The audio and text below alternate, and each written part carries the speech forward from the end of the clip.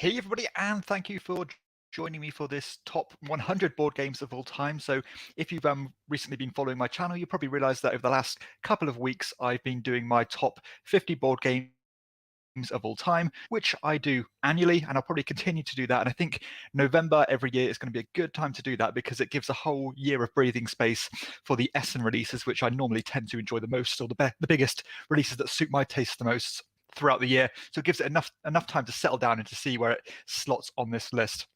I know a lot of people wanted a top 50, a lot of people wanted a top 100. So I thought this would be the best of both worlds and say, I do a designated video for the top 50 and then just a more of an informal chat about the 51 to 100. So this list was actually made probably about a month and a half ago. And obviously when you make these lists, it's a bit of a snapshot in time. Things are constantly changing on this list, and things have moved quite significantly even since I made this list. So bear that in mind, and I'll try to cover that as I go throughout. Feel free to ask any questions. And obviously if you're watching this slow time, thanks for watching. And I'm not going to have all the bells and whistles of this one. It's not going to be much graphics or screen sharing. It's just going to be, again, just running through these. I'll talk about where they were last year, the highest place, the lowest place, and if they're new entries. So let's get started because we've got 50 games to get through here. So my number 100 is actually a new entry with the Rajas of the Ganges, the Dice Charmers. So this is the roll and write version of Rajas of the Ganges, which is quite a popular worker placement style game that uses dice as resources. And so this is the roll and write version of it. And I will say, I think this roll and write version does everything better than the original one does, all condensed down to a piece of paper. So it's a really nice condensed game that you can get it done in half an hour. So much potential for combos, and might just be one of my favorite roll and writes ever made. So a really spectacular design that works really well and definitely mirrors that base game perfectly. Number 99, I have My Farm Shop. So not too, pretty recently I reviewed this one and got this into the table with some apprehension because this one was kind of mirroring the Machikoro / space-based system where you're rolling dice and getting resources or getting points and stuff. In My Farm Shop, I thought this one did it so much better and so much smoother than these other ones, with a lot more depth as well. So despite the relatively off-putting theme and artwork, I don't like the design of this game at all. But the gameplay itself is fantastic by Really Good Dawn, as you're rolling dice, collecting resources, but you actually have physical resources in this one. Then you go into other spots to trade those in. You've got loads more mitigation in this game than you have with these other ones, and it just works extremely well for a wonderful family weight game. And this will probably be a strong recommendation for family weight games for some time to come from myself. At number 98, another new entry, despite being a really old game. This is Lost Cities. So despite being a massive fan of Knizia, I actually only got to play Lost Cities for the first time this year. This is a really cool back and forth tug of war style game as you're trying to collect cards of a certain type, but the more, or sometimes if you don't reach a certain threshold with these points, you can actually cost you negative points. So you have to get past a certain limit before you start gaining points. So it's a bit of a gamble when you want to do that. You're sharing cards with your opponent. You've got to be careful about what you discard and give your opponent. It just works really well, and probably one of the most classic two-player games out there, and for good reason. At number 97, another new entry with Heaven and Ale. This is a kind of a rondel time track Michael Kiesling game. As you're going around, you can never go back on yourself and collecting tiles along the way. And then you're putting these tiles on your player board on either the light side or the dark side. And depending on where you put it, is either going to give you points or it's going to give you money. And money is a very tight resource in this game, quite puzzly, a weird scoring system where you kind of have to juggle all the different types of resources in the game. It's a really clever game, and I think it's it's definitely got its following, and I think, again, for good reason. It's a really well put together game. At number 96, I have a bit of a long stay on my top 100, and this is the lowest place it's ever been. Last year it was number 50, so it just squeaked on that top 50. This is Colosseum by Wolfgang Kramer and another chap, I think Marcus Lubke, I think he's called. This is another family weight negotiation and set collection style games. You're trying to build towards these events and put on these big displays in your own personal Colosseum. And you've got to plan accordingly with this game, because that's probably my favorite thing about the game, is how much you have to plan, because the idea is you want to be keeping on bigger and bigger events from round to round. You've got to kind of manage your manage all your kind of things in your toolkit and what you can use, because every round you have to lose one. And so you've got to plan that accordingly, make sure that you bid on new things to get more things into your supply, knowing what to trade with other players, what you can afford to give away. It just works very well. This one has fallen quite a bit, because I think this is one of those games where once you have that perfect game and you kind of do everything you wanted to, the incentive to play it again does dwindle quite a bit. But I feel like I can't not have this in the top 100, because I had so many good times with it over the years. This was a really well played game for me. And I've just picked up the Princes of Florence, which is kind of the game that inspired this. I'm interested to see what twist that puts on it and if it is much different. So yeah, number 96 at Colosseum. At number 5, I have Ra, which was last year's number 28, so quite a significant drop for this one. It has previously placed as low as number 32. Another Reiner Knizia auction-style game. And I think the reason why this one's fell is because most other people I play this with don't enjoy it as much as I do. This is a really clever, well-balanced game that takes a lot of skill to do well in this one. I think maybe that isn't as apparent at first when you play this one. It can feel like the bids are quite obvious. That's not the case. And I like this idea of pushing your luck and seeing if you can get all your bids in before all these Ra tokens come out and end the round, sometimes abruptly. Classic game, that is Ra. At 94, I have Shakespeare. Shakespeare, I feel a bit cruel talking about this one, because it is a very hard game to get hold of. It is pretty much like Gold Dust. This is an Istari game. It's kind of a role action selection style game, as you have your player board and you have these tokens which you're choosing to use these different things, either to kind of collect costumes, or you're collecting kind of stage props, or even new actors into your fold, and then you're climbing these tracks. But I love this system where at the start of the round, in order to get priority, you have to choose to take less actions or fewer actions. And I think that's such a cool, underutilized mechanism where, I want to go first, but I'm willing to sacrifice all these actions in order to do so. Really well done. I think there is a bit of a cap on how much you can explore with this one, a bit like Colosseum. Once you've done everything and had the perfect game, again, that incentive goes down and down and down to play it, but that doesn't detract away from how well this game is put together. That is Shakespeare, number 44. Sorry, 94. At number 93, I have a new entry with Monasterium. Monasterium is a bit of a weird game from last year, where if you watch my content regularly, you probably know that I am a massive sucker for dice games, or any kind of that uses dice in any kind of way, or especially if it's a clever, innovative way. This one is slightly different, where at the start of the game, before you even start drafting these dice, you're actually going to roll them in almost in like a Yahtzee style way, and then you're going to deploy them on these different action spots, and that kind of lays the foundation of the round to come. So you can really choose to stockpile on a certain action to take, but bearing in mind that your opponent might get there before you and then get the stronger version of that action.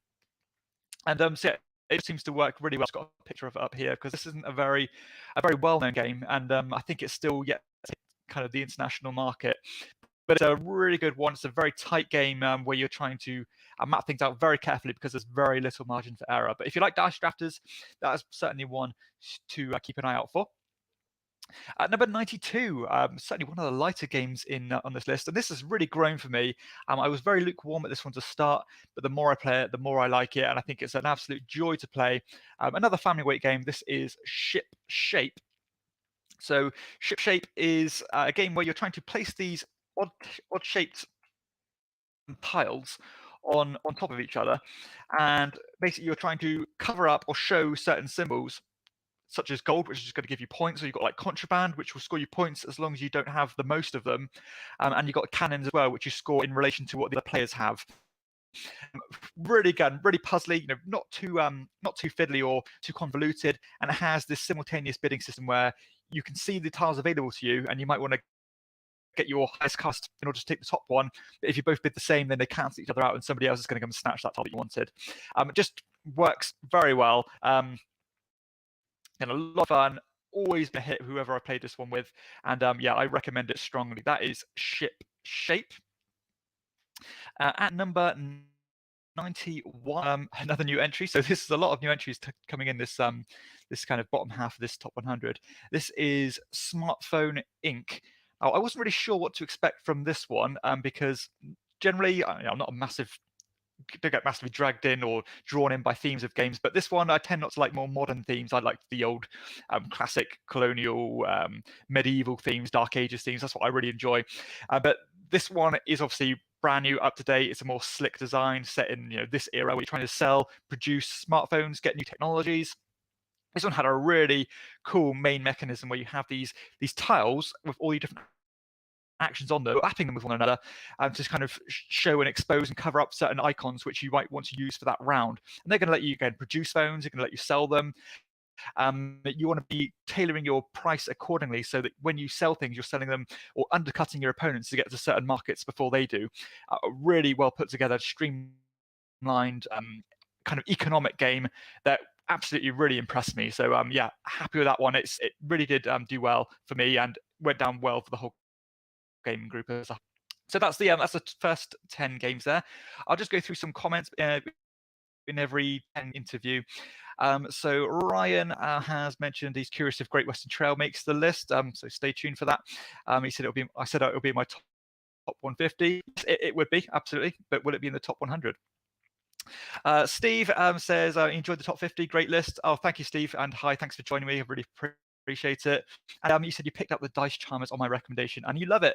And I think you like Fleet the Dice game too. Lots of combos. Yeah, I'm really happy, and I love it when recommendations from myself do resonate with you guys. That's pretty much what I do this for. And again, it really does. I love it when that is the case. Fleet the Dice game, I've heard nothing but good things about that one. And a bit like some of these games I mentioned, this one is like gold dust in the UK. I can't get hold of it, but when it is available, I will certainly pick that one up. Christoph has said, great top 50, well worth watching. Thank you, Christoph. I really appreciate that. And yeah, this is a good comment from Steve. So Telegram Inc. would be more your theme. Absolutely, yes, it would. Lovely. Thanks for those comments, guys. Keep them coming. And if you have any questions, I'll be sure to answer them, of course. So let's get on to number 90 to number 81 then. So number 90 is Air, Land and Sea. This is a two-player back and forth little game that actually is going down really well. This is pretty much a micro game that you are trying to control these three different theatres of war. It's a strictly two-player head-to-head style game. And you're trying to play these cards, and you're given, I think it's 5 or 6 cards at the start round, and you never draw more cards. It's about managing your hand accordingly and knowing which order to play these things in, because some of the synergies and the combos that you can get with these cards are so impressive for a game with such few components. And one of my favorite things about this game is this idea of basically if you feel like things aren't going your way and you're starting to fall behind, start losing, then you can actually choose to withdraw from the battle and say, you know what, I'm going to give up this one. You've won it, but by doing so, the earlier you retreat from the fight, it means your opponent is going to score fewer points. So if you fight to the bitter end and think you can go to the end and end up losing, you're going to lose 6 points or give your opponent 6 points. But if you say, after a single card play, you think, you know what, I can't trump that, I can't deal with this, I can retreat and maybe only give your opponent 1 or 2 points. And that just works so well for me. And it's a race to get to 12 points. If you haven't played this one, definitely a strong recommendation if you play two-player games and like these thinky games where the more you play them, the depth starts to unravel and you start to realize how well these different cards mesh with each other. A brilliant game. At number 89, I have Hentes. This was last year's number 53, so fallen a significant amount. And I think that was because I wasn't playing it. I did have this one in my collection. It is no longer in my collection. And maybe one day I will pick this one back up because it does have some pretty cool things going on it. Most of the game is your pretty standard Euro stuff, slight bit of engine building. But the mechanisms of this game were pretty unique, and I've not seen them before, where you are trying to manage your different population, but when you kind of increase one bit of population, you're decreasing the other one. That's kind of one mechanism I really liked. And the second one I liked was this fact of it's almost like reverse worker placement, but rather than placing workers onto the board, you would take these tokens off the board and put them onto your player board, and all of those would have a certain timestamp or a certain amount of time that they would take to resolve those actions, and that would be in the form of these kind of padlocks or these time tokens that would come on your action board. And as you go on, you can unlock more of these padlocks to get more time to take more actions. And the earlier you take these actions, normally the less time they take to do them. So yeah, you can often share the same action as somebody else, but it will probably take you more time, meaning that you can do less on your round. So yeah, a really impressive game, and somewhat seller's remorse on that one, but no, I can't keep everything. At number 88, another new entry. So I feel like I'm very fickle here, getting lots of new games on the list. This is Ginkgopolis. Ginkgopolis, a drafting and tile placement game, as you are basically building up this this city, not only horizontally or kind of spreading, but you're also building upwards as well, and can get more and more points by doing so. As the game develops, more and more cards are coming into the game, more things to draft for, and you're basically trying to paint the board of a certain color and control those colors in order to connect things together. Things are constantly kind of crossing through each other and breaking and creating new regions. And hybrid mechanisms, this is probably one of the smoothest transition in terms of meshing that drafting and tile placement system together with pretty much no speed bumps at all. So it's a smooth game, and I'm really happy I got some back to the table, because this was quite hard to get hold of for some time, and I think it's worth the hype. It's a really well. At number 87, I have the Palaces of Carrara, which was last year's number 40. This is another, I think it's definitely a Wolfgang Kramer. Is it Michael Kiesling as well? I'm not sure. So you probably tell I'm a bit of a sucker for the certain designers. Carrara is a really interesting, I suppose you'd call it, it's probably midweight, but it's on the lighter end of midweight style game. As you're collecting these different resource bricks of different colors, then you're using them to build different buildings and claim these different cities or add them to certain cities. But I love this fact that it had this chicken feel. If you claim a city before your opponent does, then they can no longer claim it and have to go for something else. So it has this kind of pushy luck feel to it, where am I going to keep investing in city, getting massive multipliers, or am I, I'm happy with what I've got, I'm going to claim it now before my opponent kind of rips that carpet off from under my feet. So that's a really cool thing. It did kind of fluctuate or vary quite a lot in the length it took, because sometimes you get games done in half an hour, sometimes they take an hour and a half, and that kind of ties into the very scoring of the game as well. So a very variable game, lots of things going on. And that way you gather your resources is so cool, as the longer you leave these bricks, the cheaper they become. But of course, when you leave them, your opponent are getting them for cheaper as well. I'm getting a reprint actually at the end of the year, so it'll be good to see if this one gets a bit of a boost by the new artwork and the new lick of paint. That is the Palaces of Carrara. Number 87. At number 86, I have Lancaster. This was last year's number 40. It's actually placed as high as number 5. So this one has steadily fallen over the years. I don't think it's because of the gameplay. I think it's because of some of the housekeeping issues I have with it. Yeah, cause if this game was a bit smoother in terms of being easy to upkeep and not having to have so many breakages in the play, this one would still be in the top 50, because it's so good as you are. Again, just your standard worker placement.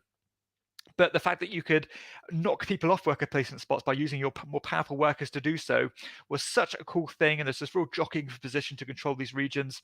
And I love this idea of when you take certain regions, you can choose to acquire the nobles that are related to these certain cities and add them to your player board, which would not only score you kind of a sliding scale scoring, but it would also mean that when it comes to this certain phase in the game, you could choose to vote on certain laws, which would change the whole game state. Wonderful design, and I'd love to see a second edition of Lancaster. At number 85, I have Parade. Parade is massively, criminally underrated card game, as you are building this cube of characters. Alice in Wonderland theme to it, which it's skin deep theme. But when you're playing these cards, not only are you trying to, well, I think the idea is you're trying to get as few points as you can, but you want to be sure that you play higher cards at certain points, because when you play these high cards, you skip over all the cards in a queue. But the lower ones you play, you skip over fewer cards. So, and it really is a balancing act of trying to get the right cards at the right time, knowing what your opponents have. What can you afford to play, managing your hand. And this one should be a hit. It's not for some reason. It's quite an older game now. I think it was 2007 this one came out. But I definitely recommend trying out Parade if you want to try a unique and different style card game. I'll just put a quick picture up here so that you know the front cover. There it is with a little Cheshire Cat on the front. Okay, so at number 84, I have last year's number 51 with Karuba. Karuba has actually placed high at 36. This is pretty much one of my go-to games when I have games nights with kind of more casual gamers and don't play games all the time. This is a puzzly style game, which a bingo style system, as you're building these routes and trying to collect these, attach these adventurers to the pyramids by building the most efficient route. And it really is about trying to get the leg up on your opponent, trying to get those shortcuts and attach these tiles together as efficiently as possible so that you're wasting any movement or turns. Normally does come down to the fine wire in the end, but for a Habba game that's certainly family friendly, and this one's right up there. So accessible, never had a bad game of it, and it's always a joy to play. That is Karuba. At number 83, I have a new entry with a Stefan Feld game. So this is actually the lowest rated Stefan Feld game on my top 100. Not my lowest rated Stefan Feld game overall. This is Kokopelli. Kokopelli is actually a brand new game from, I'm pretty sure it was this year. This is a hand management card-driven game that doesn't even feel like a Stefan Feld game, to be honest, as you are trying to play these cards down, not only to use their abilities, because they let you do cool things, but you want to be playing a certain card. Because you hit certain four cards of a certain type, you get to take these points from the center of the table and have them for your own. So you're kind of spinning these plates where you want to utilize and try to utilize these cards as much as possible while they're on display, but not wait too long so that you don't get points for them. So that's a really cool conundrum. I think that is Kokopelli at 83. At 82, I have Santa Maria. So talk about drafting games.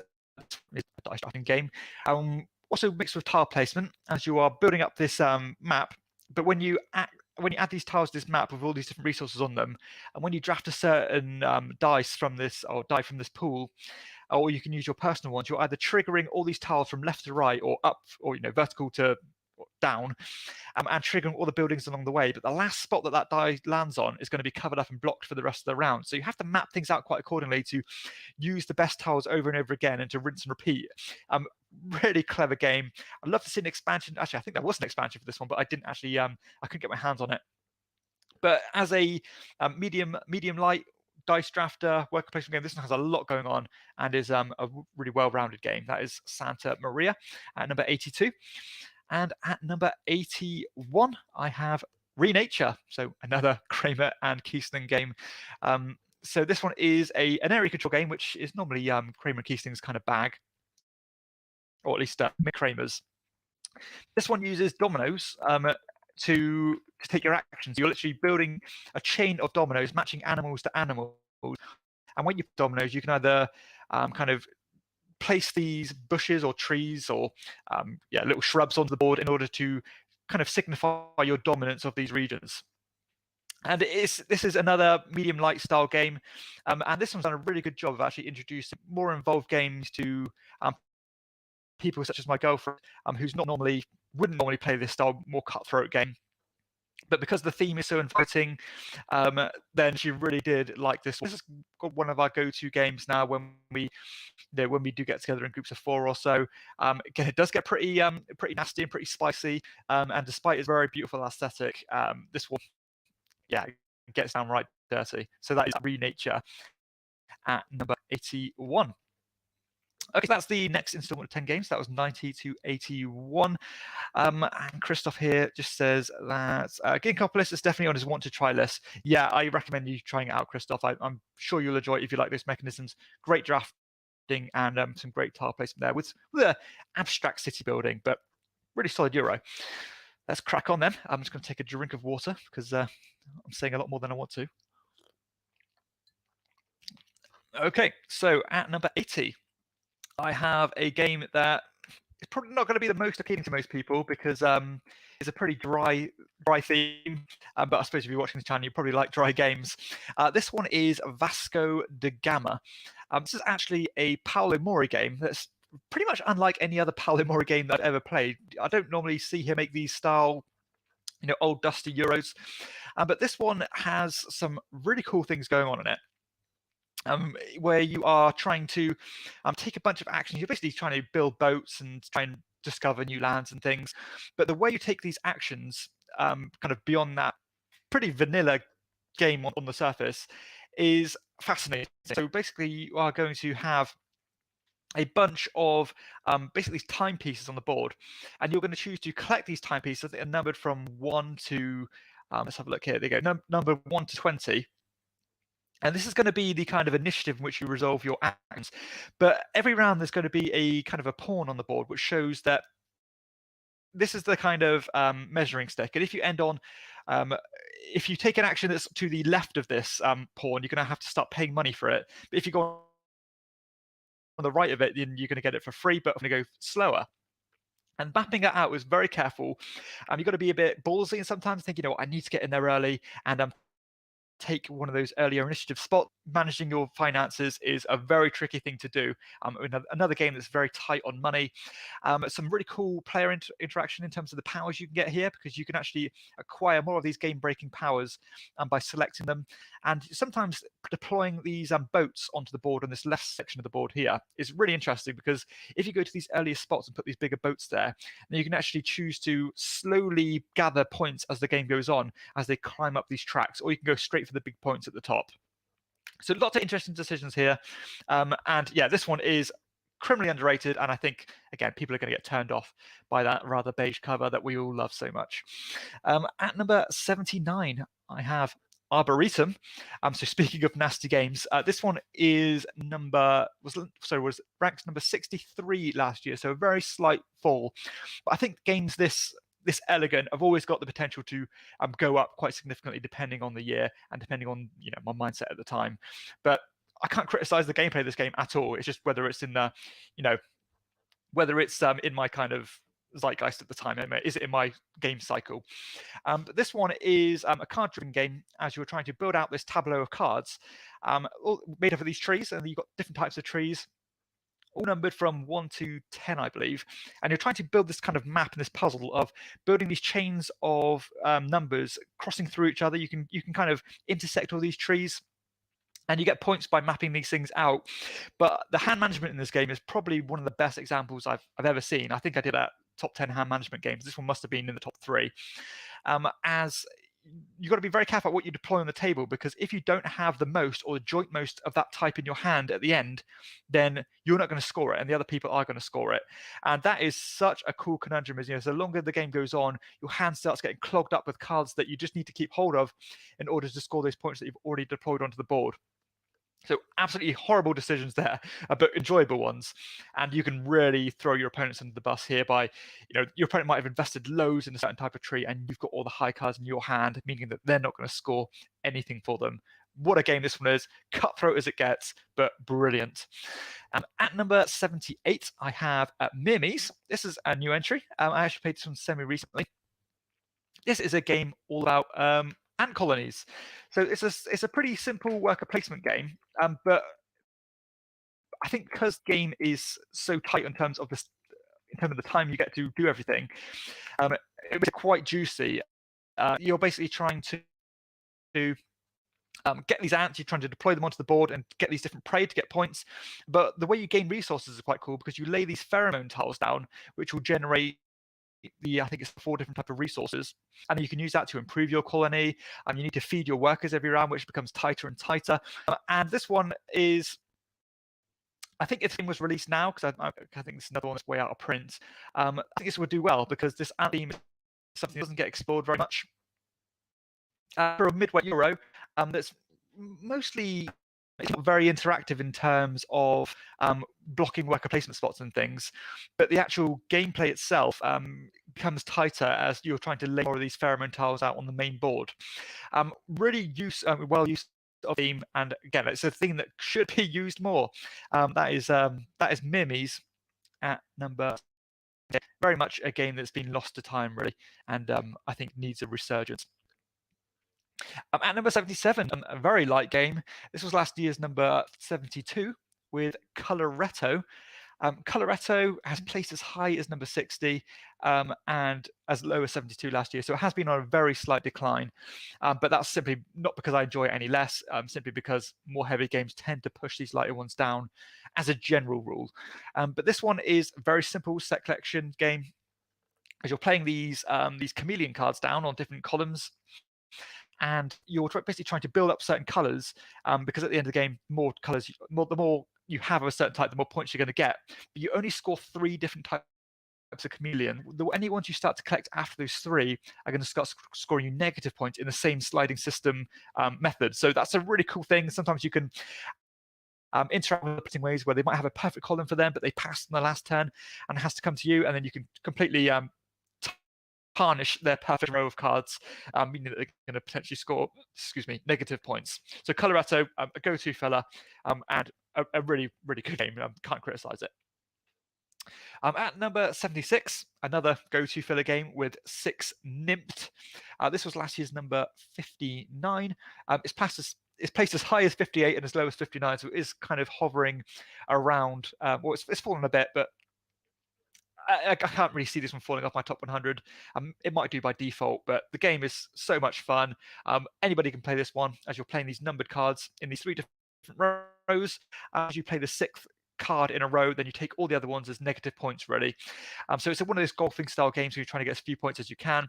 But the way that things are resolved in this game, because you are all picking a card simultaneously, then placing them on these rows depending on how they fall chronologically and or numerically, and then things get resolved, create kind of chain reactions and things. Sometimes you can sneak in and not score anything where you thought you might have taken the. What a game this one is. This is probably one of the only games that my dad, he's not a gamer at all, he really enjoys this one. And I think it's great. A must-have essential filler for me. That is 6 Nymphed at number 76. At number 75, I have last year's number 69. Very increased, despite me actually liking this game probably more now than I did last year. But again, by default, more games that I love. Just push things down. There's only 100 games here. And competition is this is Nidavellir. Nidavellir, I tend to like bidding games anyway. This one really did revolutionize the genre with this amazing system. As you have these fixed bids in your hand, and you're using them to acquire cards, and all these cards score in loads of different set collection methods, loads of different paths to victory. But the bidding system is so cool because you bid for like 3 different types of cards, but the 2 chips that you don't bid with end up combining, and the higher of the 2 is the combined value of the 2. So your lower bids are always increasing. So sometimes you can afford to neglect bids in order to boost up the chips that you haven't used yet to kind of lay the foundation for future rounds. Brilliant, elegant system. A great next level kind of Gateway Plus style game. Nidavellir, and with the expansion, it makes it even better. A wonderful expansion called Thingvellir. But yeah, I think this is going to be a great one that's going to hold up well for years and years to come. That is Nidavellir at number 75. At number 74, I have a party game. So if anything, this top 100 is probably good because top 50 are very much dry Euros, pretty much the heaviest style games, but the 50 to 100 is a lot more diverse in the type of games they are. So if anything, that's quite interesting. So anyway, our number is Wits and Wagers. This was actually last year's number 39, placed as high as number 34 and as low as 30. Up to Dry Patch, not playing this one much. Got it to the table again recently, and it's still as good as ever. If you like trivia, this is the best trivia game out there. It's all guesstimation style games. Questions, sorry. As there might be a question saying, how tall in meters is the Empire State Building? And then you're going to write a numerical value on your dry erase board. You're going to put them face down. Everyone's going to reveal their answers together, and you're going to put them on this scale. And the extremities of those bids are going to be worth more points. And the ones in the middle are going to have kind of more even odds. So you're going to basically acquire these chips as the game goes on, which are essentially your points, and you can bet on other people's answers and what they think and what you think the answer is. So even if you know and you just completely firing in the dark and have no idea what the answer is, you might trust that somebody else knows the answer and therefore bet all your poker chips on them being right, and that just completely evens the playing field for me. So you can actually do really well in this game without being very good at general knowledge, which I think is such a refreshing approach. But brilliant game, that is Wits and Wagers at number 74.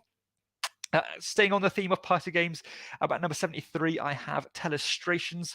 At number 40, which was last year's number 41.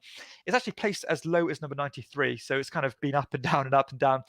This game, it kind of feels like a bit of a cheat to put this on a board game list. It is technically a board game, but I don't score in this game. It's just an activity. We play it just to have a laugh as you're drawing things, passing them to the person on your left or right, depending on which way you're going. And they're going to write what you've drawn, and then the next person is going to draw what they've written, and so on, until the communication starts to break down, and then you end up with drastically different things than what you started with.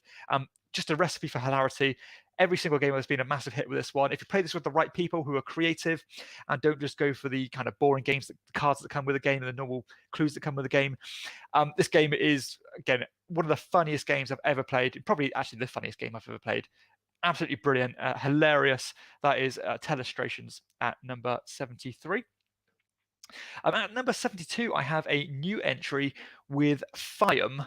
Fium is a game that really didn't take off last year, and I think a big part of that is because of the aesthetic, and a big part of that is probably even the people that looked into this game might have been put off because the gameplay is quite weird in it.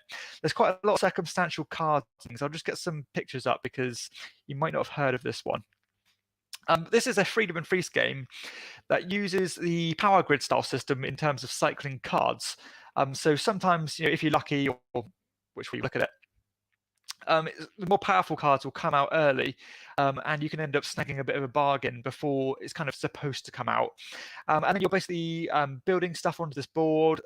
As the game develops, more powerful things are coming out, and building things which interact with each other and give you points in different ways.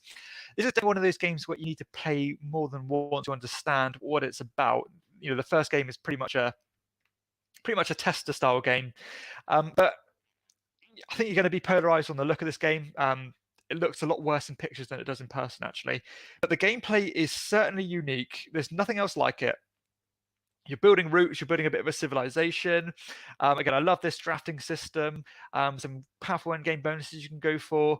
And this card system, or the main system in the game, is absolutely fascinating. So if you like games like Concordia, where you have a hand of cards and you've got to play a certain card to pick them all back up, this one actually uses that system. However, you can only pick up, I believe it's the top 3 cards. And then after that, you have to start paying to dig deeper.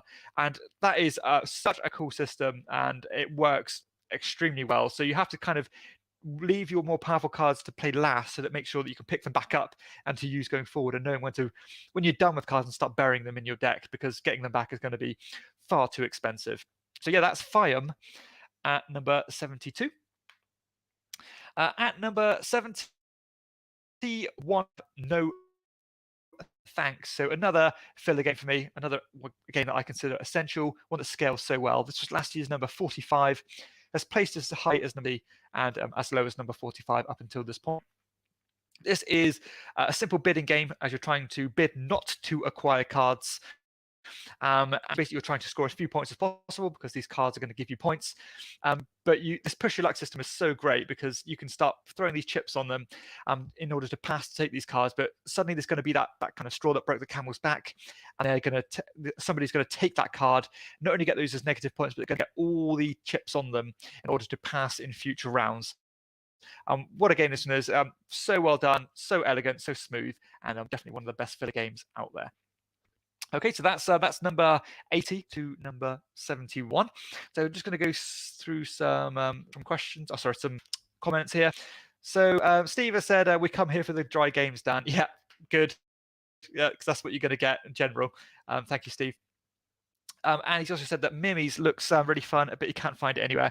Yeah, that is going to be the case. I was actually quite lucky to find this one as a kind of job lot. So this very kind gentleman offered to sell me a bunch of older Starry games as a big job lot. So I bought them all together, and Mermies was in there, and I'm glad I picked it up. But if you can get it, because I'm sure there's probably going to be one out there in the wild, pick it up because it is a really solid game. And Christopher said that Arboretum, an absolute gem of a game. Yes, it is. It really is. Again, if you like cutthroat games that are low on rules but have a lot of decision space, then Arboretum is probably one of the top of that criteria. Davey, thank you for joining, Davey. Davey said, really great top 50 list. My top 3 games currently: Underwater Cities, Great Western Trail, and the Castles of Burgundy. And greetings from Belgium. So thank you, Davey, and greetings from England.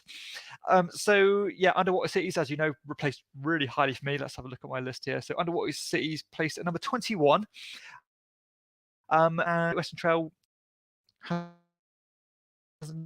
been on the list yet. 25. So there you go. Top 25 games for me as well there. So you obviously have very good taste.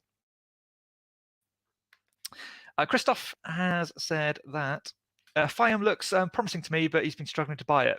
I think it might have been reprinted, Christoph. So I could be wrong on that, but I think it will be coming out again with a second print.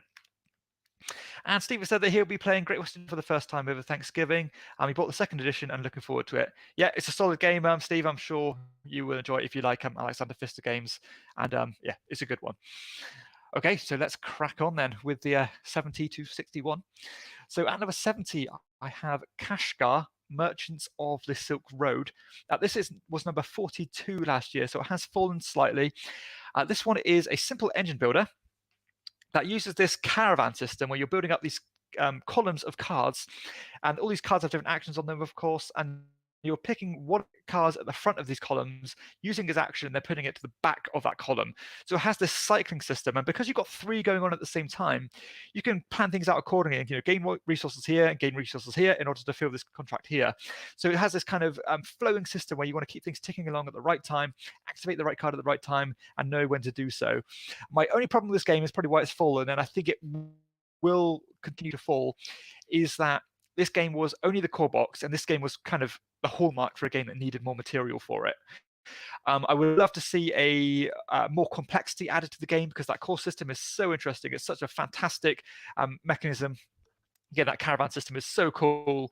No one has ever used it, but it was catered towards more of a medium light style gamer, but it has that system to have the potential to really ramp up its depth, but it just hasn't done that. So I think for that reason it might continue to fall, but I still think this is a great game, and one that, if you like those simple engine builders such as Splendor or Century Spice Road, then this is, I'm pretty much guaranteed that you'll like this game. That is Kashgar, Merchants of the Silk Road. At number 69, I have Ohanami. Ohanami, this is actually a new entry, and I know that people who like this game really like this game, and as they should, because I agree with them. But I do struggle to see why this game hasn't been more popular than it is, because this is an amazing filler game. It's my number 60, or my 69th best game of all time. This is a very simple card drafting game. But the more you draft these cards, the more restrictions and limitations you're giving yourself, because all these cards have different suits. So you've got, I think it's 3 different suits, but they also have different numbers on them. And when you're acquiring these cards, you have to place them in one of 3 rows. And from then on, you can only place higher or lower than the cards available to you. So as you can see here, so it started with the 63, then they acquired the 62, so they put it under the 63. But as the game goes on, obviously you're only limited to the cards available to you, meaning that you have to create bigger gaps in between those numbers, and you can never fit them in between, so that you get squeezed down, and by the end of the game your limits are quite precise in what you can fit in, or if you can't fit them in, you're going to have to forsake your go and not score any points. Really, really well done system, extremely elegant, and if you haven't tried this game or didn't even know about it, go check it out now. Very affordable, depth, ease of play, scales well. It kind of ticks all the boxes for a fantastic game. That is Ohanami at 69.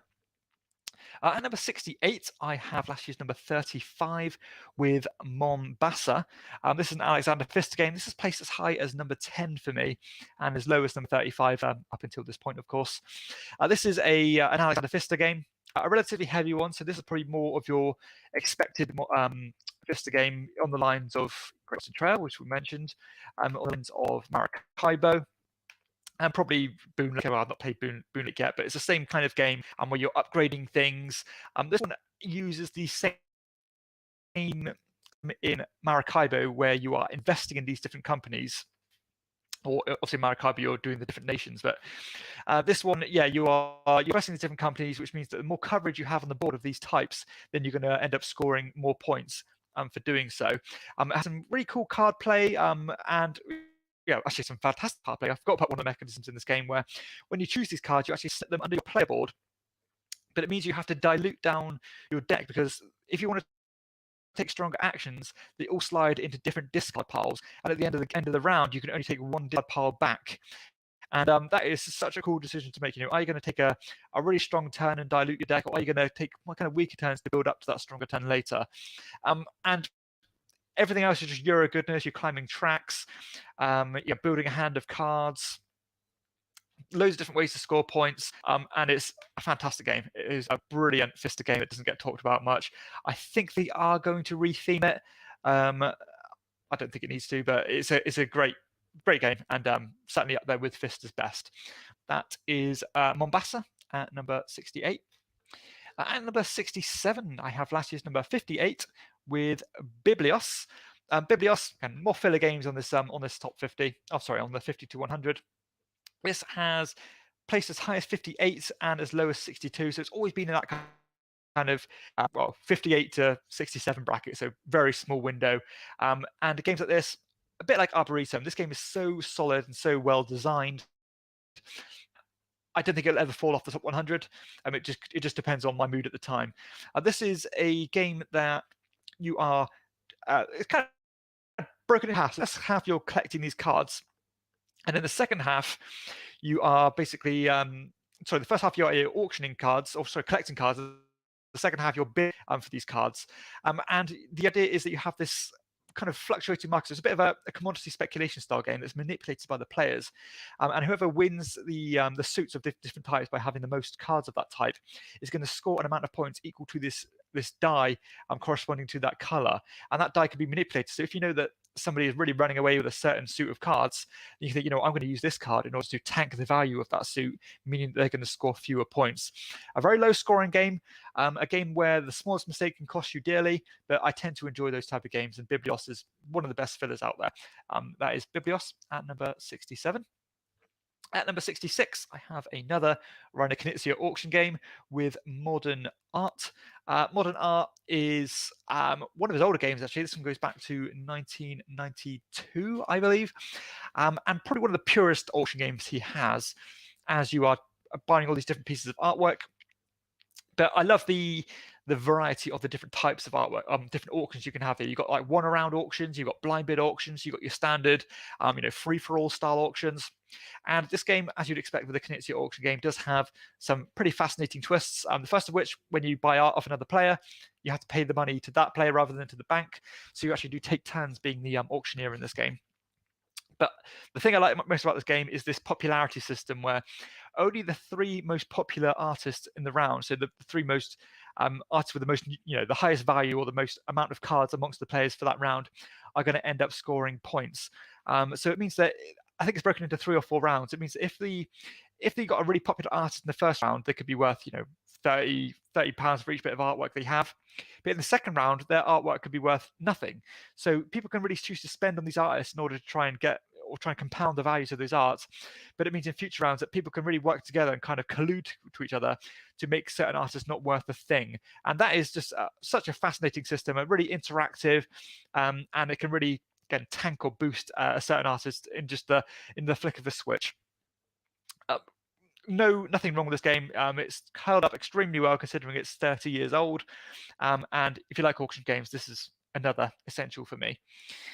And number 65, this isn't deliberate, another Reiner Knizia game. So this has really been the year of Knizia for me, even though this is a game I've had in my collection for years now. This is actually one of the first games I had.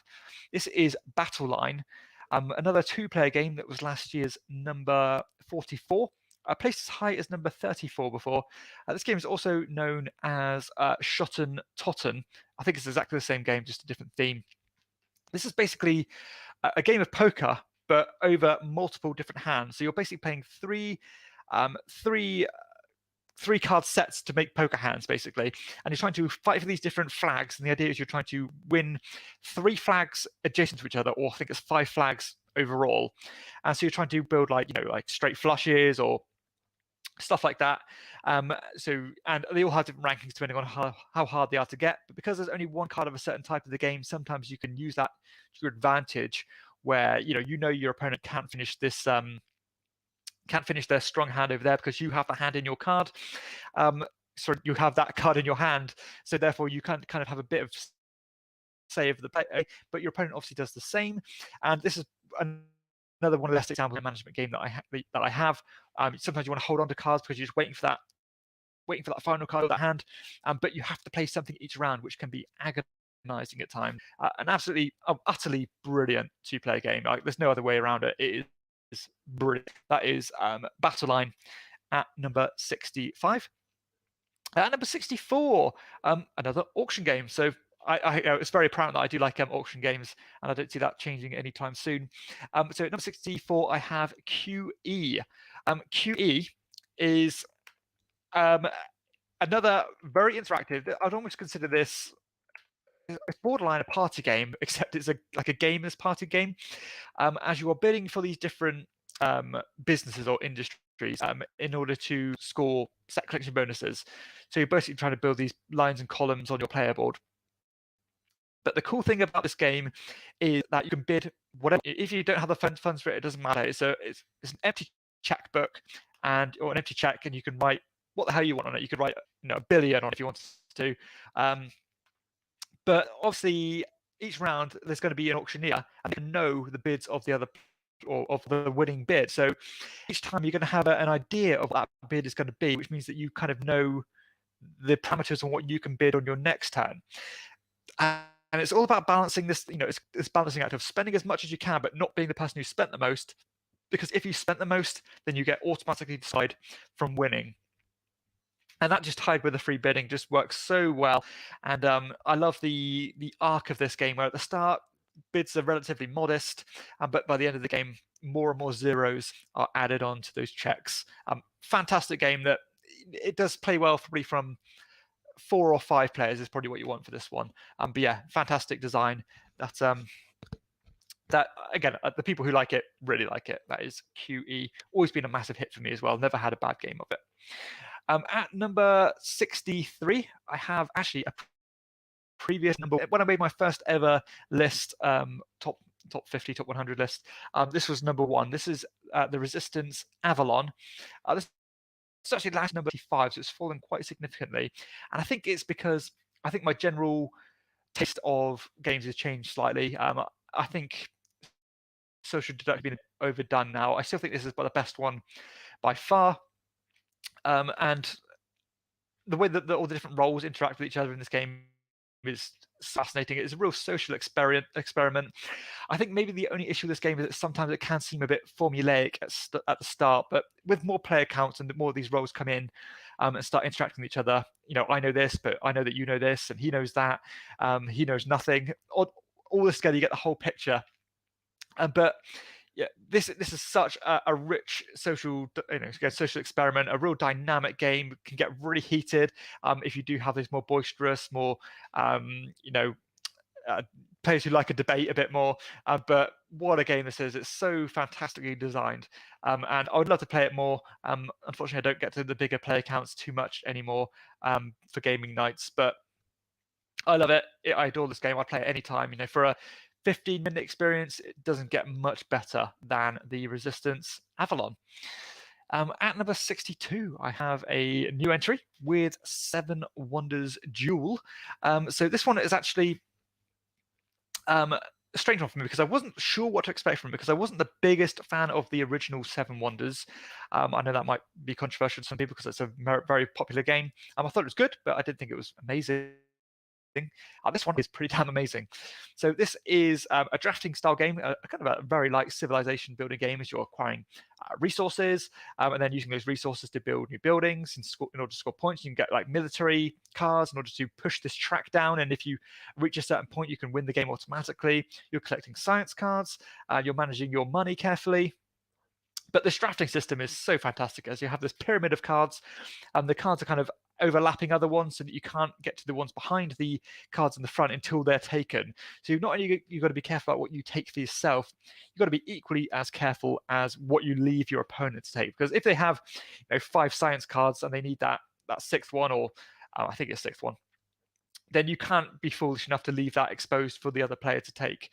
So yeah, that's a really interesting decision to make. Probably one of the deepest and most involved games in terms of how long the game takes. It's only about half an hour game, and there's a lot going on in that time frame. I've tried one of the expansions as well. That was really good and added to the experience, and I've still got to add the other one into that. So who knows? This one could go up for me. Still room for potential to rise for Seven Wonders Duel. At number 61, I have Spirit Island. So actually, you probably know up to this point, and in fact, maybe in my whole top 50 list, I don't have a single cooperative game. I could be wrong on that. There could be the odd one. Cooperative, no deliberate reason. And to be honest, I hadn't really put my thumb on it until now, or put my finger on the concept that maybe cooperative games aren't really for me. But Spirit Island has kind of transcended that because the design is unbelievably clever. So this is a cooperative game where you're trying to work together as spirits in order to fight these invaders off your island. Every spirit has different powers. Some of them might focus on the bad guys. Some of them might focus on be more protective or kind of manipulating these kind of native people to the land. So it's a lots of different scope for different strategies here, and that all kind of corresponds to the different spirits themselves. This game had one of the most puzzly and the kind of core systems that I've ever seen, where you have slow powers and you have fast powers, and basically the game fights back against you in between those two. So it really is a bit of a puzzle on mapping things out. Do I need to take this fast power, and then the game will interact against me, and then I'll use the slow power, or can I afford to just use slow powers because I can afford them to move and spread? It's an absolute a mind melt. I'm not very good at it. I think I've only won one game, but it's certainly a strong design. Well, I can't criticize the design. It's just mind blowing how somebody can put this game design together. But despite being so, I can't really see it climbing much higher because I don't really find the time and space in my kind of, when I have some game downtime to play some games, I don't really have the urge to play cooperative games that often. So I think this could be hurt by that, and I think more often than not, I probably play this more solo, which is not my thing. I'm not a solo gamer. I don't play solo games at all, pretty much. But I think I would actually take the time to play Spirit Island solo, because it is an experience. You can get done a lot quicker on your own. It only takes about an hour and a quarter to play it on your own, which is certainly a lot faster than if you would play it 2-player, where it can take 2-3 hours to play. And it also gets a bit muddy when there's more players into the game. So yeah, it's a strange one for me. I feel like it probably is going to fall over the years, simply because I'm not going to have that much time to play it. But I can't criticize the game itself. The design is phenomenal. It is so good. If you like cooperative games, this is as good as it gets. That is Spirit Island at number 61. Okay, so let's just go back to some other comments here. Steve has said that he loves seeing all the party games, and which no thanks to staples for me. Yeah, couldn't agree more. Games that I'll never ever get rid of, and yeah, despite being the dry, dusty Euro gamer, I love party games. So yeah, I'm a bit of a weird one. And Steve's asked, have I played through I assume the entire Maracaibo campaign? No, I haven't played through all of it. I played through a good chunk of it. And I think it's a really nice kind of system just to keep the game ticking along and to give that extra level of engagement. It's nothing game breaking or nothing mind blowing in terms of the story, but it just adds that little bit of interest, and I welcome it. I think it's really cool that Fister injects this narrative arc into his games. Maybe it can, because I tend to spend quite a lot of a big gap in between playing the same game again and again. Sometimes I forget where I was and forget where the story where I kind of left off from the last time. But I still welcome it, and you can always choose to not play it if you don't want to. Micah, thanks for joining, Micah or Mika. Just ordered a copy of Modern Art, the card game. I haven't played the card game, and I've only got the standard edition. And I can't testify for it. I don't know if it's good. I've not heard any feedback from anybody I know. So let me know how it goes, because it's interesting to see how things transition to card games. I can see it working, but I don't know what the changes are. And Steve has also said he's also had a quick love affair with the Resistance, but he rarely brings it out anymore. Yeah, okay, yeah, I get that. It's one of those games that I think you quickly become obsessed when it's new and it's fascinating and it's mind-blowing. You think, I've never seen a game like this before. And the more you play it, I suppose that gets watered down and it dwindles. But I think action social deduction genre, it's the best one. And I think maybe the era of the social deduction game is passed by. I think maybe about 3, 4, 5 years ago, pretty much every game coming out was some kind of social deduction game, and that's not the case anymore. Right, okay, thank you for those comments. So into the final top 10 then, or into the 60 to 51, obviously the final 10 for this installment. Okay, so number 60, I have another new entry, and talking of Istari games, this is one that massively took me by surprise. Really love this one. This is a game called Ys, or just YS. I assume it's pronounced Is. This is an area control bidding style game. I use bidding semi-lightly. It's not a designated bidding style game, but you basically have all these different wooden cylinders you're deploying onto the board. Some of them are bid openly, and it's open forum. Some of them are bid blindly, and to the other players, so they can't see what you've bid. And you're trying to control these 4 different quarters in the city for these cards, and these cards have gems on them, and these gems are going to be the points you score at the end of the game, depending on the ranking they sit on this market. And additionally, not only are you competing for these different quarters, these cards, you're actually competing for the thirds within the quarters to either get points or to get special bonus cards here, which give you unique powers, or to get these black gems, which are points based on a sliding scale. And this has one of the coolest systems that I've seen, when you're placing these things down. So you're actually choosing to sacrifice 2 of these cylinders as well in order to get the best initiative for the round, so that you go first. Or sorry, in fact, you can choose the order, which normally encourages you to go last, so that you can deploy your pieces onto the board after everybody else has, so that you know where you can sneak in and get some good bang for your buck, rather than competing with other people. But absolute hidden gem. Another one like Mimi's. If you can get your hands on this one, it is a print, I think, but I'm pretty sure there is still some copies out there in the wild, probably even from retailers. Get this one. It is such a fun game. For a dry-looking Euro, the fun factor for this game is off the charts. That is Ys at number 60. At number 59, I have Res Arcana.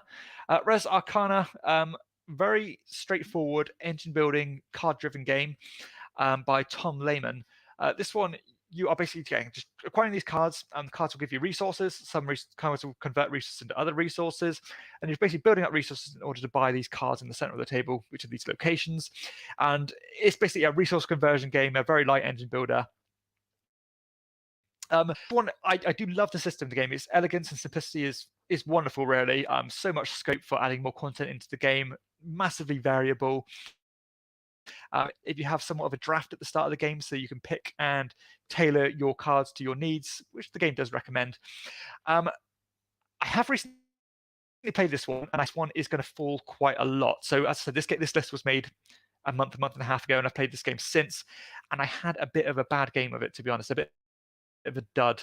And that's because all the cards that came out, because there are so many cards in it and only a certain amount come out in that particular game, none of them really worked together, none of them really gelled together, and it felt like a bit of a grind, a bit of a slog to get through, and it didn't quite get the momentum and that normal satisfying engine building that I normally got from Res Arcana.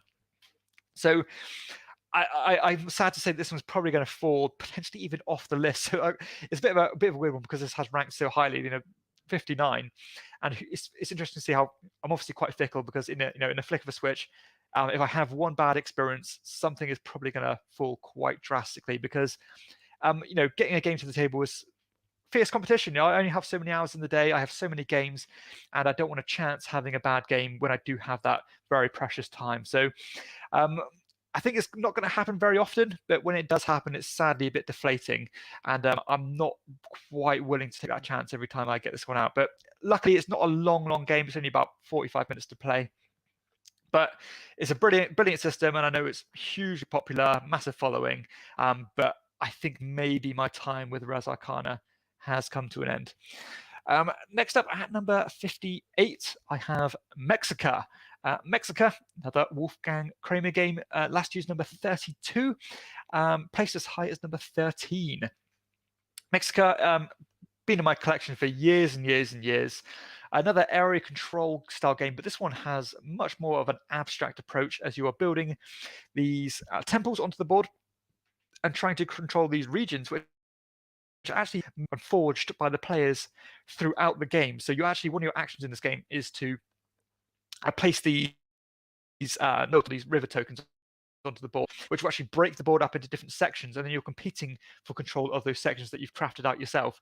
That is really cool. So I love how dynamic and how much the board state changes.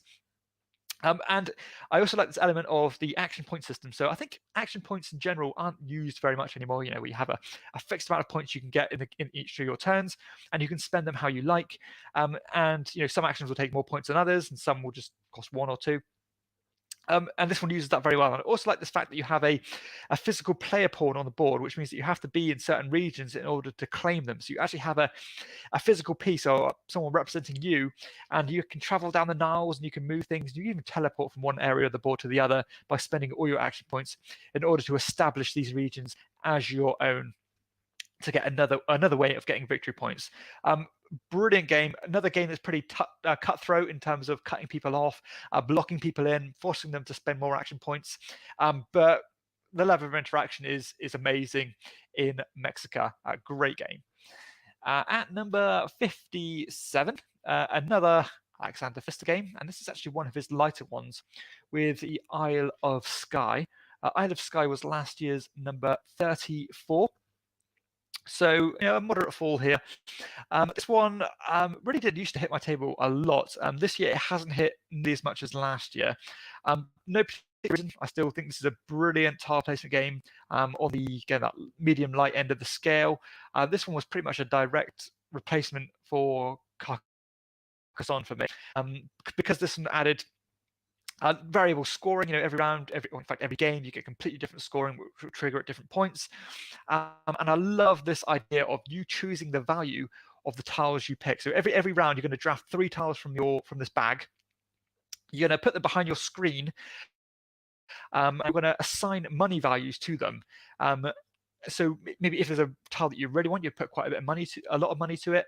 But if it's something that somebody else wants, you might put money to it as well. And then once everybody's revealed them, you're going to get rid of one of them. And then in turn order, you're going to choose to, voluntarily, you can choose to buy a tile of somebody else, paying the cost that they've associated to it. But if you don't buy it, then the player who assigned those prices has to pay it themselves. So if people are being a bit too greedy, then you can actually end up shooting yourself in the foot and costing yourself more than you would have hoped. Wonderful system. Again, I love the variable scoring. Every game's going to feel different. The pacing of the game is interesting because when certain points hit in the game, you might just say you're going to U-turn on your strategy because that thing is not going to score anymore, and you can focus on other things. And I love that system, which is used in other games such as Cartographers. That definitely picked that mechanism from Isle of Skye, which I think is such a cool system and creates really dynamic scoring. And again, variability. So that's Isle of Skye at number 57. At number 56, I have last year's number 43 with High Society. Apologies for the more Reiner Knizia auction games. This one is very similar to the game I mentioned earlier called QE. However, this one's a bit more controlled and kept on that rail a bit more. As you have a hand of cards, all with different denominations of these or money, basically, and you're basically using these cards to acquire cards in the center of the table in order to bid for them. And you're bidding in order to just score points, basically. So you're scoring points, but some of those cards are negative cards, and you actually bid not to take them.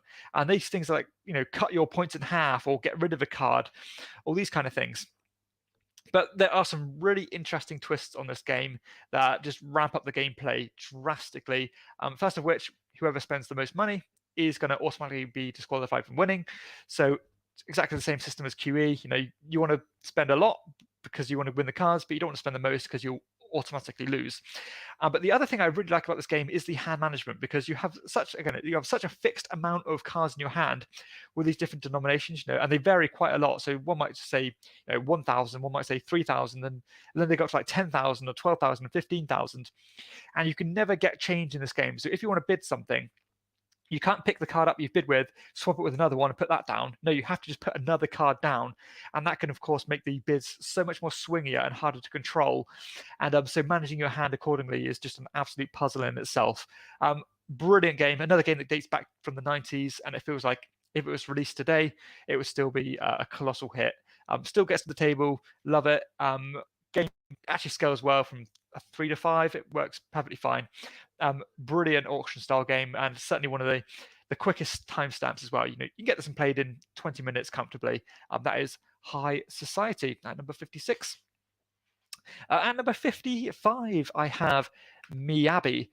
Miyabi is a game I was really quite annoyed that this one didn't squeeze onto my top 50. I just couldn't get it on there because the other games are like just a smidgen more.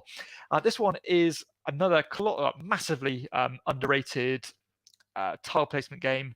Another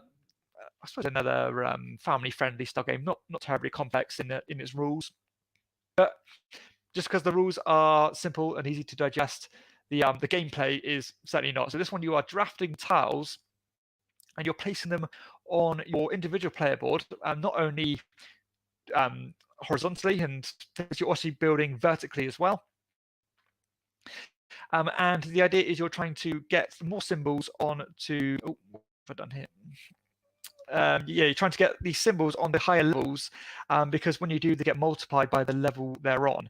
So that's really cool. You have to lay foundations for them, knowing what to cover up and what to leave revealed, because you want to score points in loads of different ways. So you're not only going to get points for when you immediately lay the tile, at the end of the game, you're going to score majorities for the amount of symbols on all of these rows.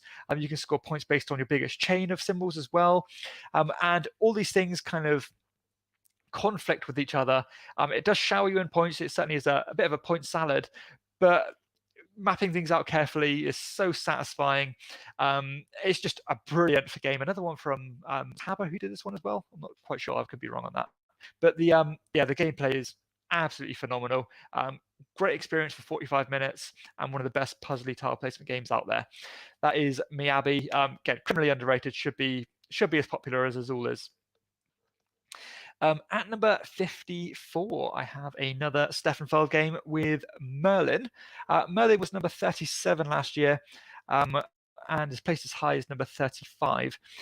Merlin is, I always consider this one a bit of the kind of cheap of the Stefan Feld games. This one has its critics, and I think some of that, the criticism is justified. But for me, this has a level of magic to it. A real throwback factor to it that feels more like a traditional merged with some Stefan Feld mechanisms.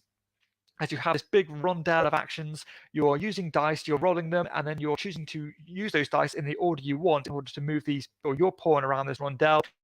Merlin pawn as well, which can go kind of clockwise or anti-clockwise, which is interfering with the other players. You've got that standard thing of Stefan Feld does, where every round you have a threat coming in, you have to collect things to fight them off. On this particular example, you have to collect these shields to fight off these invading forces. Gore game, I'm not normally one to judge a game based on its artwork, but table of this game is fantastic. And I just like different things you can do. Definitely the point salad you'd expect from Feld. You pretty much get points for breathing in this game. But playing efficiently is the key to winning here. And if you end up taking turns, not scoring many points, then people making these more efficient actions and more turns, constantly keeping their points ticking along, are just going to edge you out and going to win the game. But I think this game is really good. I enjoy it a lot. I've actually got the big box version of it now, and I still have some modules that I haven't tried yet.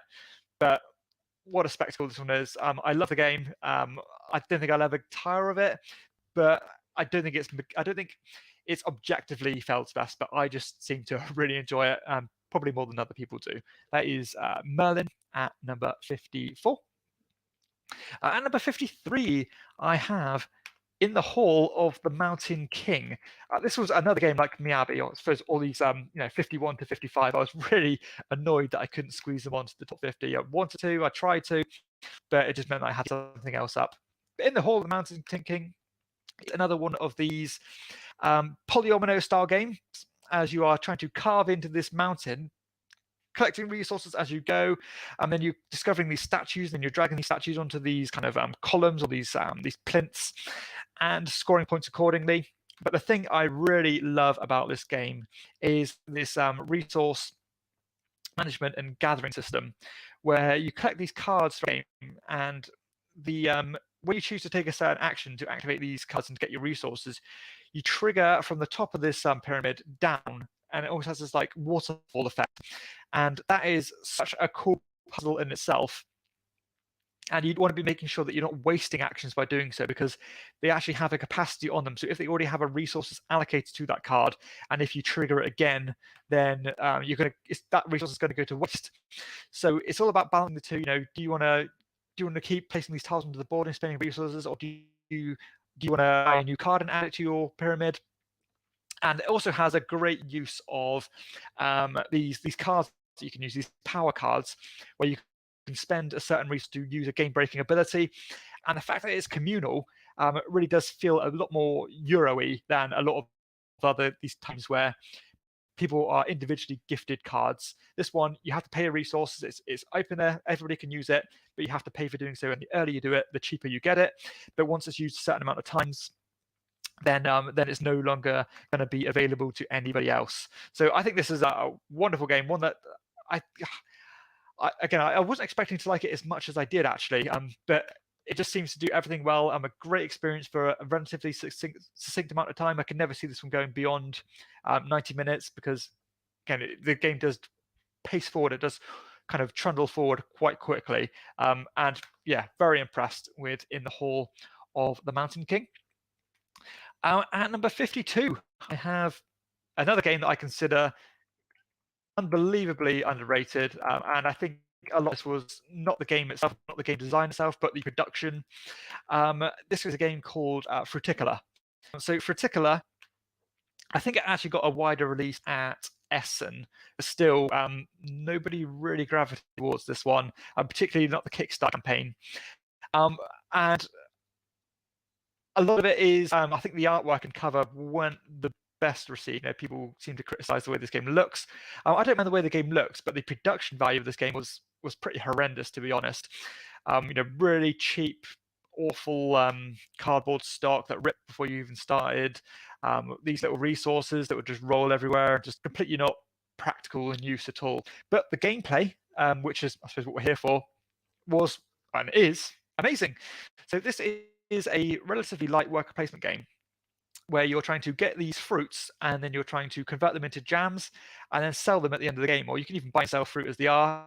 It has again, that commodity speculation where things go up and down in price depending on what's being bought and what's being sold. And one of the best use of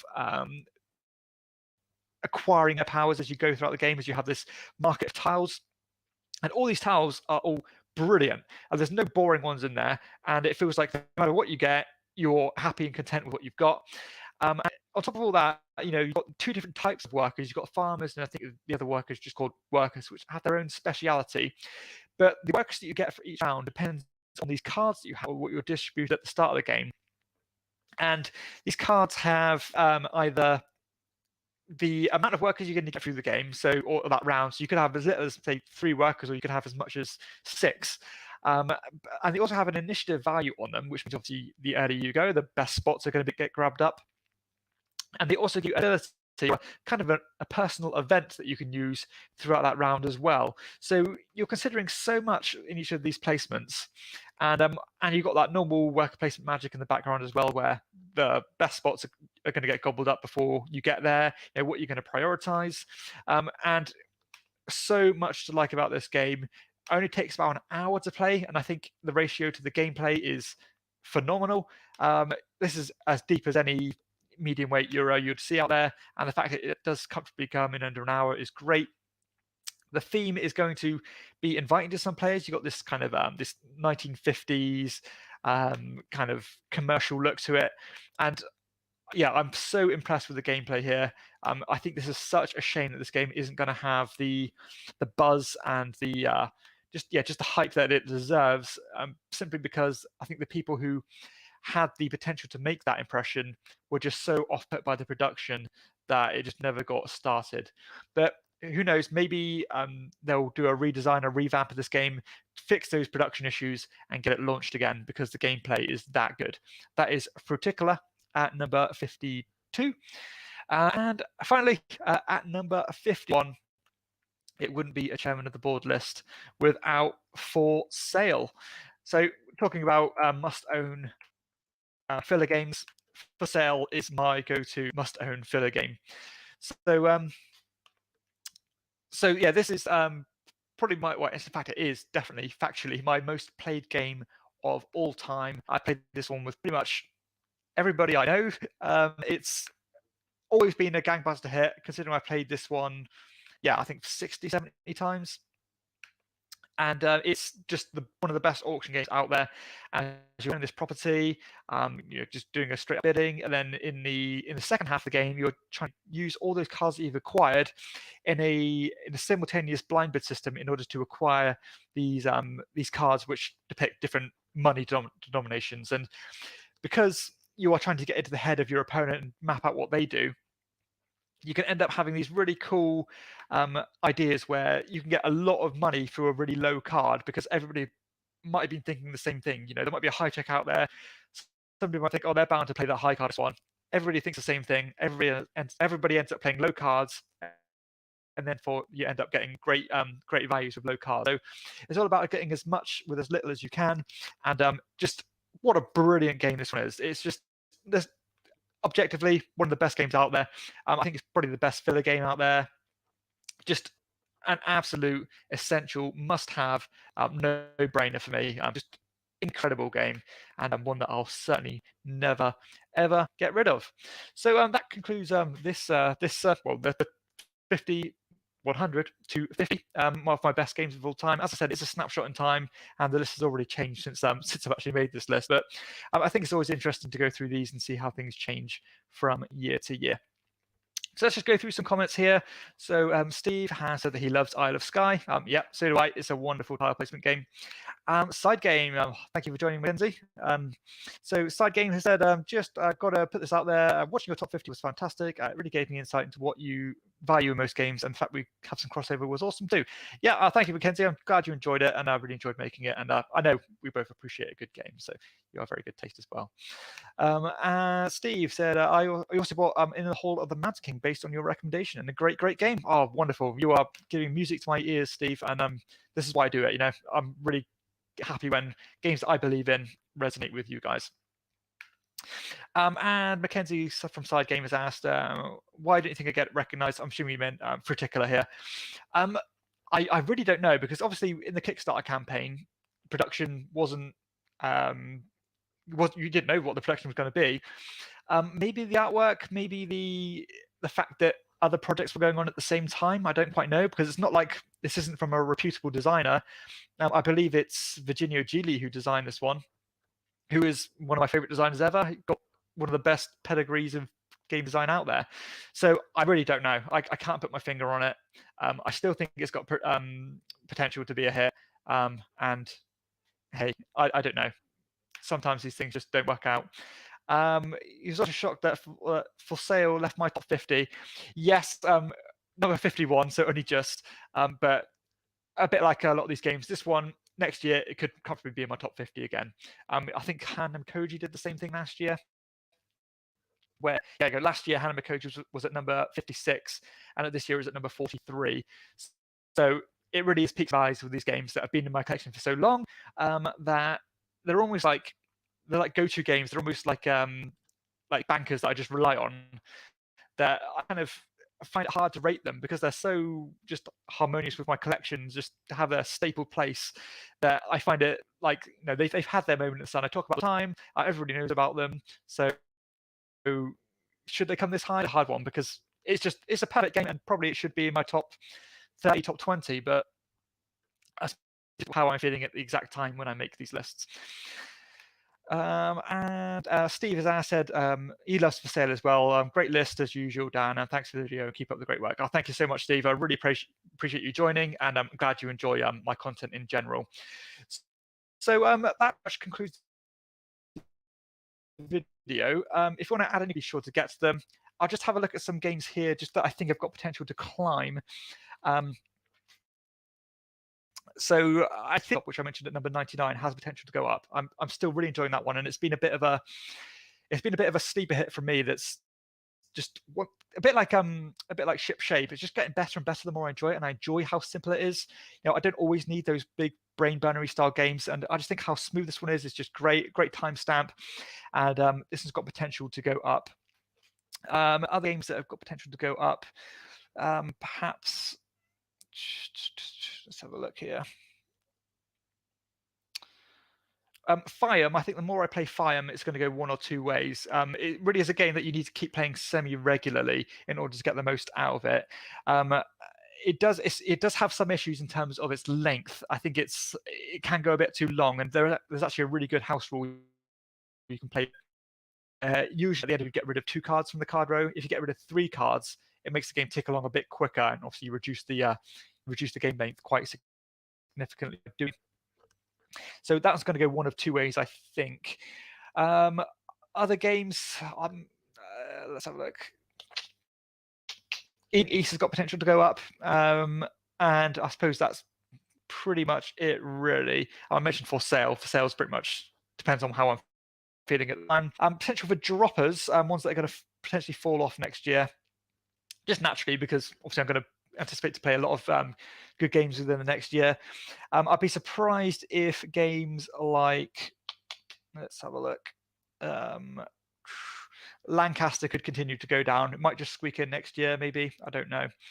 Santa Maria, I think, could fall as well, because I've pretty much explored everything the game has to offer, which is normally a telltale sign for me that things are on the decline.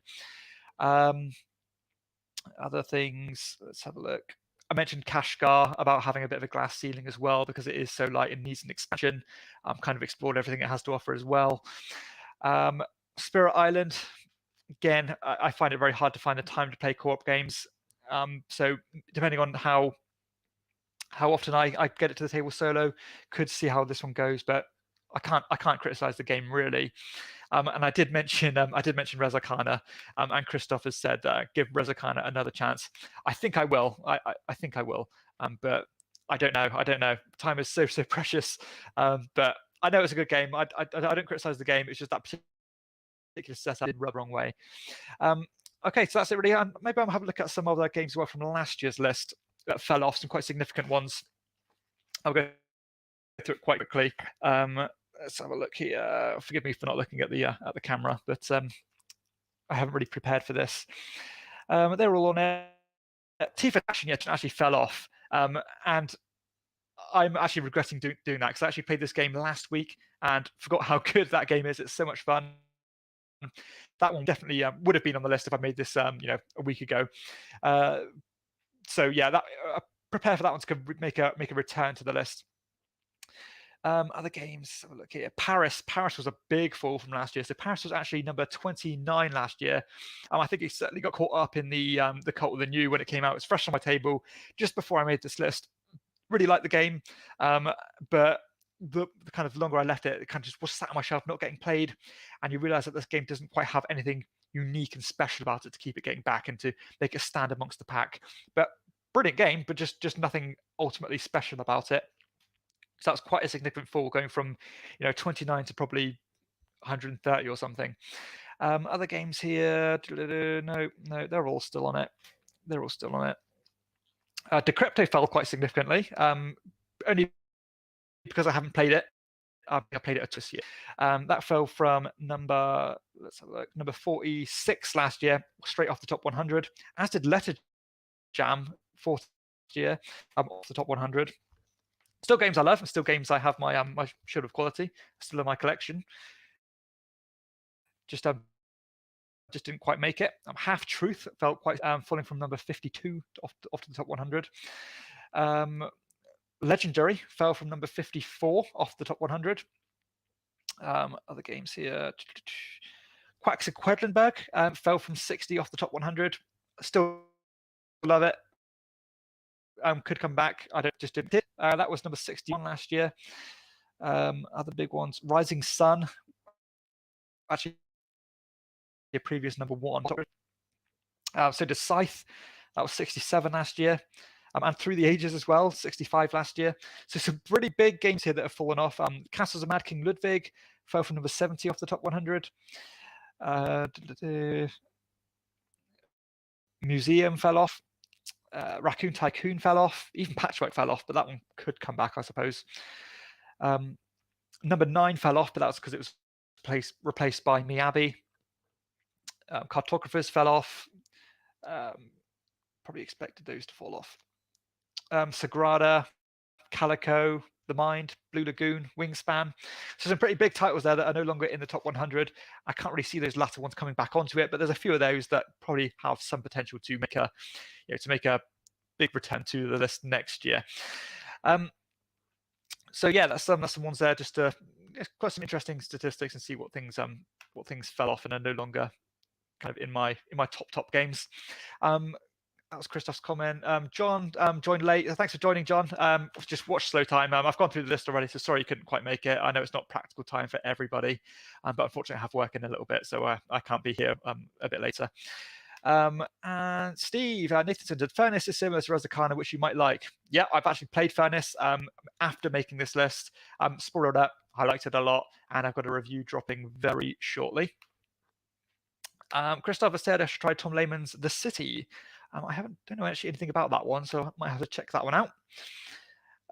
And Mackenzie has said that he's had a similar position with Through the Ages. I still think it's a brilliant game for what it does. A lot of games just condensed to a bunch of cards, really. But ultimately, very hard to get to the table. Not everybody's tastes. Long game, quite heavy rules overhead in terms of a front loading of rules. So games like that just tend to collect dust on the shelf. But if somebody else had a copy, I would happily sit down and play this one because I think it's a pretty stellar Civilization game. So I think that's pretty much everything. Thank you so much for joining, everybody. I really appreciate it. And again, I'm really glad you enjoyed the top 50. It seems that way. Has some good feedback, and I'll do it next year. It'll be interesting to kind of go over, how much this changed. I always think every year, this game, I always think, this list surely isn't going to change too much. And every year it changes quite significantly. As I said, maybe it's because I'm a bit more fickle than the average person. I don't know. But we shall see. Some big games coming up. I've got some good reviews and stuff coming out. I mentioned Furnace, so that should be dropping in the next few days. Savannah Park dropping in the next few days. I've got Games Got Rid Of soon, dropping soon as well. So some good videos coming up in the next week or two, which will hopefully keep you entertained. So as normal, thank you so much. If you have enjoyed the video, please hit like and subscribe to the channel and check out my other videos too. You can also support me on Patreon. I do have my own Patreon page where you can back it for as little as £2 a month, I think. So not too much, but just keeps the channel going. And that's at patreon.com/chairman of the board. And additionally, you might have noticed that recently I've actually started a bit of a relationship with Kienda.co.uk, who are a UK-based online retailer. And they're a really great company. I generally believe that they're great. So if you do live in the UK, be sure to check out their website and support a small business who love board games. So yeah, really happy with those, and hopefully it's the start of a promising relationship. But yeah, thank you very much for joining, everyone. Thanks Christoph. Thanks, Mackenzie. And I'll see you all next time on Chairman of the Board. Bye.